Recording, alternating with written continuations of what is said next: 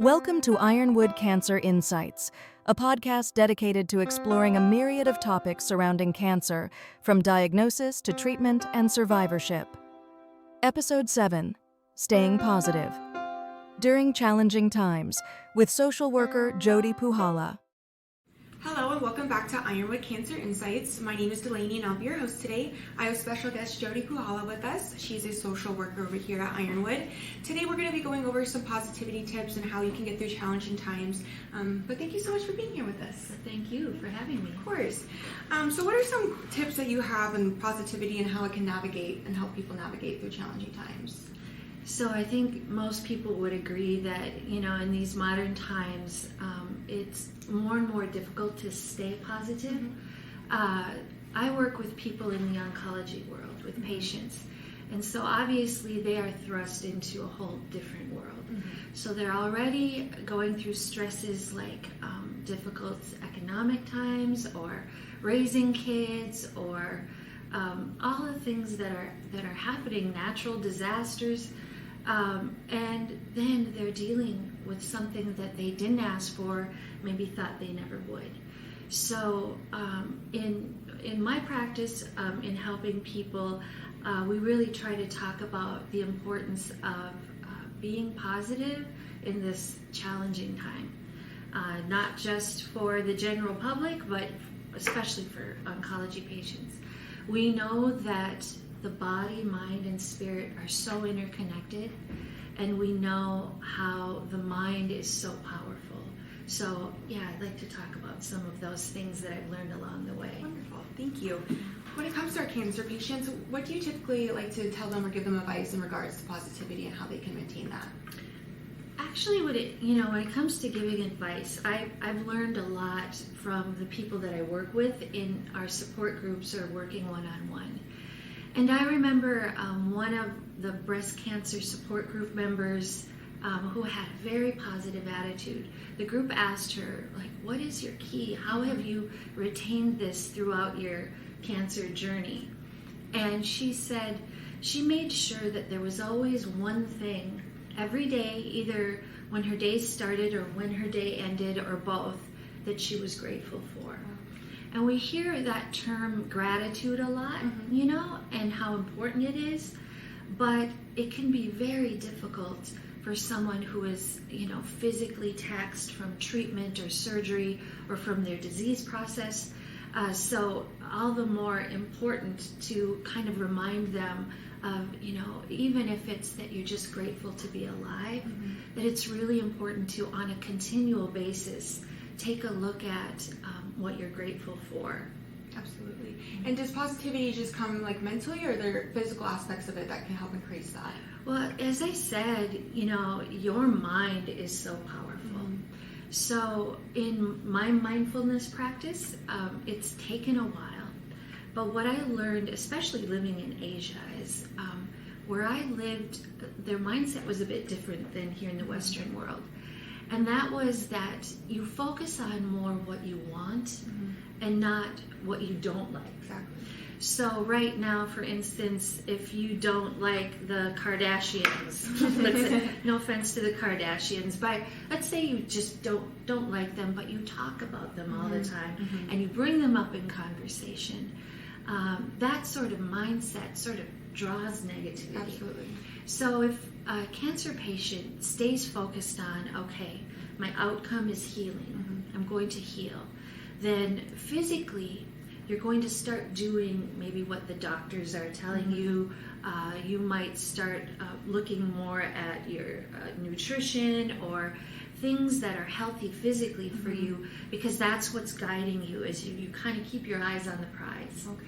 And so I think that's been a huge thing that I've heard cancer patients say, is that yes, you're going to have some down days, and that's okay too. You're not superhuman, you're only human, but to really focus on your healing and what you need to do to get there. Absolutely, that's wonderful. All right, and can you talk to us a little bit more about mindfulness and what exactly that is?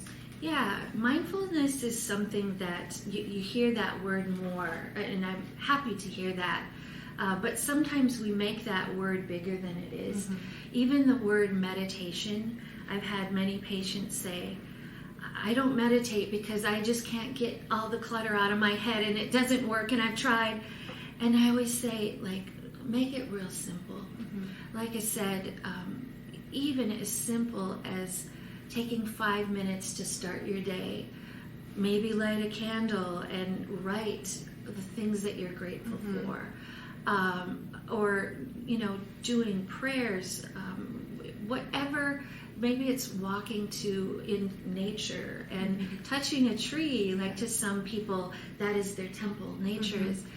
Meditation and mindfulness doesn't have to be so elusive to us, because it really is about stilling your mind for a moment, so those positive thoughts you actually can bring in. Because if you're in a state of mental clutter and maybe future tripping, which means like, what if this happens and what if this happens, which is very common for a cancer patient, or maybe it's, if I would have done this and if I would have eaten this, and they say if you're looking in the past, that can really lead to depression. Looking toward the future can lead to anxiety. This is a way of centering yourself to calm yourself, and it can really impact your day. The interesting thing about meditation and mindfulness is the more that you practice it, it seems like the more that it's amplified. There's so many on YouTube. And we're going to be bringing back, I used to do guided meditations once a week, and people would join me via Zoom, and we had a really good response. And so we're going to bring that back just to expose people to guided meditations. Can take you to many places, many beautiful places. And again, it's making the mind still, or it's actually training your mind to think more positively for healing. There's guided meditations for almost everything under the sun. So mindfulness can mean a lot of things, and I can talk more later about some of the things that we introduce here at Ironwood. But to start, for someone that just says, I've never done this, all it means is creating a space to quiet your mind. Maybe you also learn about breathing and the impact that has on us, because most of us spend a lot of the day like just kind of not breathing properly. And so it sounds simple, because it is, but it's something that we might not be mindful about until we start reminding ourselves. So it's taking those moments and just breathing and learning about that. So, but I recommend to everyone, not just cancer patients, to have some sort of mindfulness practice. A lot of people like to journal. Maybe they don't need to talk, but they just want to get out emotions by writing them down. It's bringing all that stuff, that inner turmoil, and taking it outside of yourself. That's really the key. So we talked about how important self-care is and how valuable that can be to a patient or anyone in general. How important is it to have a good support system when it comes to friends, family, and just a team behind you? Yeah, that's typically the first thing that I ask people if they call or if I reach out to them, is I'll say, what are your support systems in your life? What's interesting is some people are shocked when they get a cancer diagnosis, because sometimes the people that they thought would be really supportive, they just can't believe how they don't know how to show up. It's extremely important to have people around you, whether they're friends or family. And I'll be honest, I talk to patients on a regular basis who say, I'm always the positive one. I've been the rock. I'm the one that brings casseroles, to someone who's sick. Now I need people. I don't have the strength to be taking care of them, but I find myself protecting them, protecting their feelings, not sharing how I feel, because they're just losing it over my diagnosis. And that's always really painful to see, because they can really feel abandoned by people that love them. And it's simply that maybe they're so strong that people around them haven't flexed those muscles. Sometimes it doesn't work to ask for what you need, and sometimes you have to get it elsewhere. So if, I'll explore support groups with people, because they're online. We have some here. They're in the community. And sometimes it's really, even if you have great friends and family, there's nothing like having a conversation and connecting with people that are where you are. It's very healing. It's not for everybody, though. Some people say support groups aren't my thing. There are some volunteer mentorship programs that I can link people to, where it's someone that's been through something similar and they have a certain amount of training, and it's just someone to call when you're having a hard day.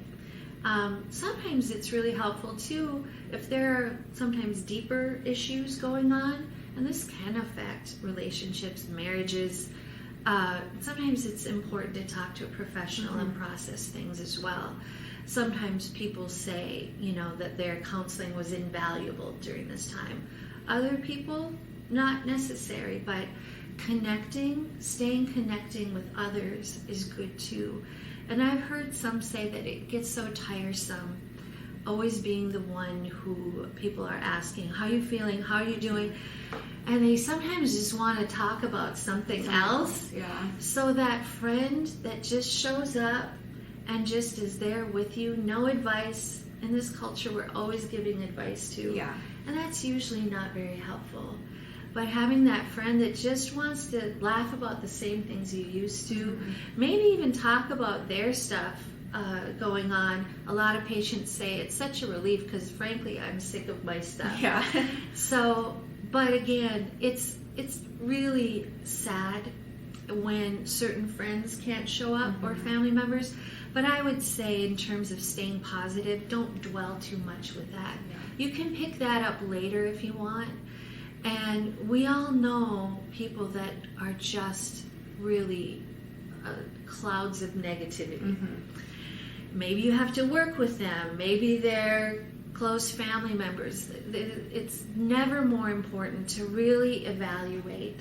And you don't even have to judge. You can just say, right now, I can't have that negative energy near me.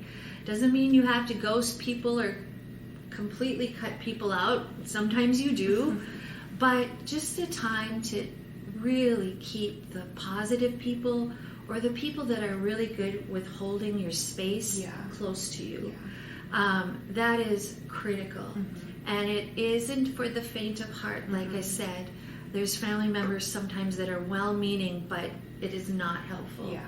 It isn't a time to protect their feelings. It's a time for you to heal and really look at the positivity in your life. And I feel like that kind of brings us full circle to self-care, where it's you need to surround yourself with positive people where you benefit yourself. And sometimes you have to do those hard things. But you do. Boundaries are an expression of self-love. You know? And boundaries for some, especially if you're a chronic people pleaser like I used to be, I'm recovered. Me too. Yes, that is sometimes not natural at all. And of course, some patients are raising children, and there is a certain amount of protection that you have to give them, the sort of information you give them.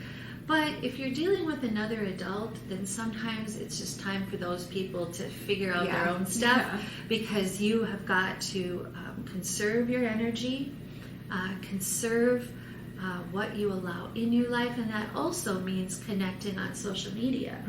If you have someone that's always posting negative things and you see this, it might be a time to evaluate that, and or avoiding social media altogether. Just a good time to explore that, because all this negativity, again, isn't something that's useful. It never was, but it certainly isn't now. So having a good support team and having someone around you to give you that positivity is obviously very important. Is there a chance, or is there possibilities that maybe someone is being too supportive and saying things that might not be as beneficial as they believe it is? Yeah, I mean, unfortunately, I hear that a lot too. And I think it's very difficult to know what someone is feeling when you've never gone through it, or even if you have gone through it.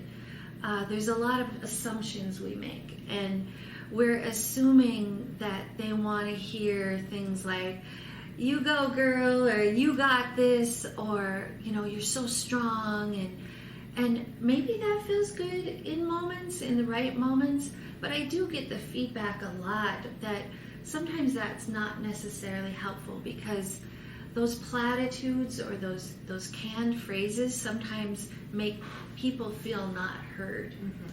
And again, I think we're so accustomed to giving advice and weighing in that we think that we have to tell them about the latest thing we saw on YouTube that they should try to eat, or especially after a diagnosis is new, focusing on things like, what is your stage, or are you going to lose your hair, or those real physical things. A person maybe isn't in that place where they want to talk about it. So how are you a good support system? I would say just letting them know that you're here for them. Also, it can be so overwhelming with the schedules and all the decisions they have to make that instead of saying, let me know if you need anything, a lot of times people won't reach out. So saying, I want to bring you some food. Would you rather have lasagna or this? And it's like, oh, I'd rather have this. Okay, would you like it on Tuesday or Wednesday? Give real small choices. Because then it's not so overwhelming and causing people to say, oh, just forget it. Or maybe their taste, they just aren't interested in that lasagna they used to love. You could even say something like, would you rather I bring some food, or would you rather have your house cleaned? Because you don't know, one person might say, oh, I have to clean my house before my house is cleaned by someone. That might add more stress. The point is, as a support person, just be there with them. And sometimes no advice is the best thing. And again, like I said before, just not treating someone like they are a diagnosis, but even talking about other things might be a great reprieve for them, and avoiding those platitudes of, you gotta be strong, and they're already building resilience. They are a strong person, and they will become a very strong person. But that sometimes comes off as dismissive. I need you to be strong and be like you were before in my life is what it can translate to. So just allowing someone to share with you what they need, or just being present and acknowledging, just saying, I can't imagine. And if you don't know what to say, just say, I don't even know what to say. It's really refreshing to people, that moment of honesty, and not just feeling like, okay, there's certain words that I got to tell them so they can be strong and eat right and get healthy, and that's overwhelming to people, and it feels dismissive. So there are a lot of emotions when it comes to cancer diagnosis, or being around someone that does have a cancer diagnosis. What are some other emotions that someone can feel when it comes to this? I mean, there's obviously a lot of fear. The C word, they say the C word for a reason, because you're equating that with things like death. And there's so much we can do in today's world in oncology that's natural for the brain to go there, but there's so many success stories. But that fear is going to be lingering. And especially if you go through, let's just call it what it is. It's a trauma getting this diagnosis. It can be traumatic going through certain treatments. Fear of recurrence is something that's very real. Even when someone goes through their treatment plan and they're finished and they're cancer free, what's interesting is a lot of folks will describe that I was fine when I had all these schedules and I had the plan, and I knew I had to get to my appointment then. But once you ring the bell, many people will say all these emotions that were kind of stored in their body that they hadn't really admitted to themselves kind of come out, like fear of recurrence. And so that's a very real thing. In fact, we have a survivorship series, and that's my portion of it, is talking about fear of recurrence. And, what we just say is that it's important to acknowledge it. It can come up when you have a scan, just a routine scan, or it can come up when you're feeling in your body something maybe similar to what you felt before your diagnosis, or something new. It can come up if you hear someone else that's been diagnosed, or on social media, or in the news. It can be triggered during those certain times. And people say, I don't want to feel this way. I want to feel like I did before, because I am cancer-free now. And it's like, I think we have to acknowledge that it changes you. But many people say that they change for the better, and there's actually a term for that. It's post-traumatic growth. Wow. And it's taking resilience a step further, where people say, yeah, I learned to be strong, and I learned to go with the flow, and I learned to focus on the task at hand, but now I don't even see the world the same way. And it's a beautiful thing. Some people say they have a real growth in their spirituality, or they make completely different choices about relationships, or how they move and eat, and all sorts of things. It doesn't always happen. Some people can get really stuck in the fear. And when that happens, I think it is very important to reach out to a professional. If you just can't get back to things you once loved to do, and if you're stuck in that fear, that's no place to be. Yeah. Like they say, if you have fear, you really can't experience joy or love. Fear should be there to warn us of things that we need to act on, like, oh, a bear is coming, but not to stay in a sense of fear. So those are all things that is important to process with a professional. And I know you said professionals are probably going to be the best choice. Is there anything else that they can do to help reduce anxiety or stress? Yeah, I mean, again, it's connecting and sharing, or it's learning the technique that works for you. It can be journaling. It can be, maybe you're an artist, and you let out emotions through art, or music and dancing, or movement, or nature. It's really trying some different things, or doing things that have worked in the past that help you get, again, that fear and anxiety outside your body, and giving it away. That's why a lot of people in 12-step programs say that, it's giving it to a higher power. That higher power can be a lot of things to a lot of different people. And I should say a lot of people do rely on their faith or their particular religion. Why? Because there is a sense that there's something bigger than me. So that is, again, so personal too. Yeah. I think the point is exploring this and not letting that fear consume you, so that you can't get to that post-traumatic growth. Yeah.